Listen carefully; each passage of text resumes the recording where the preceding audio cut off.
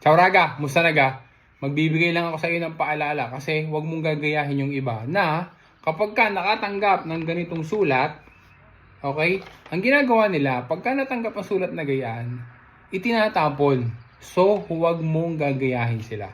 Kasi, ang sulat na ito, kapag ka natanggap mo, a-applyan yan online para makatanggap ka noong bonus Socialigas. Kaya pagka nakatanggap ka ng ganitong sulat tapos hindi mo in-applyan at itinapon mo dahil hindi mo alam kung para saan ba ang sulat o akala mo kung para saan lang kaya itinatapon ng iba, ay di parang nagtapon ka ng bonus.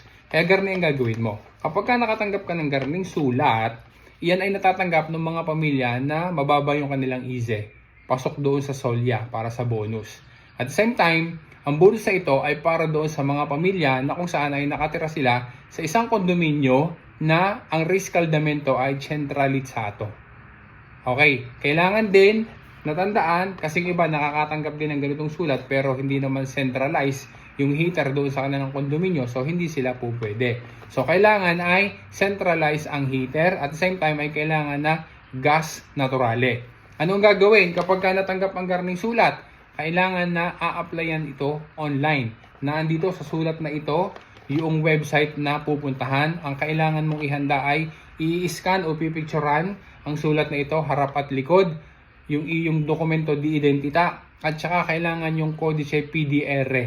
Yun ay 14 digits na kung saan ay makukuha yan kung hindi mo pa alam sa administratore. Pwedeng kuhanin doon sa administratore ng building.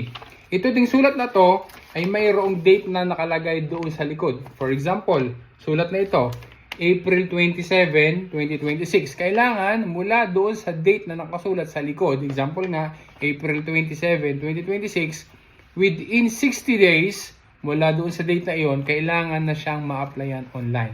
Kasi pag nakalampas na, ay mawawalan na ng visa.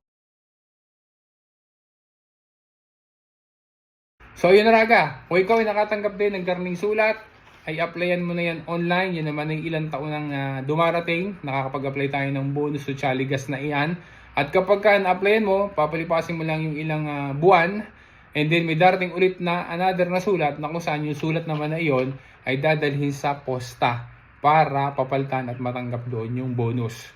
Yun ang ginagawa ng mga nakalipas sa taon. And we suppose na this year ay gayaan pa rin ang proseso. So yun Raga, pagka nakatanggap ka ng ganitong sulat huwag itatapon, bonus iyan, i-check mo maigi kung ikaw ay qualified, tapos applyan mo online para makatanggap ka ng bonus.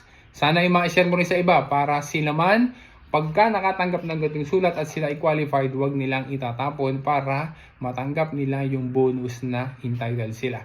Maraming salamat talaga sa panonood mo. Ala proxima.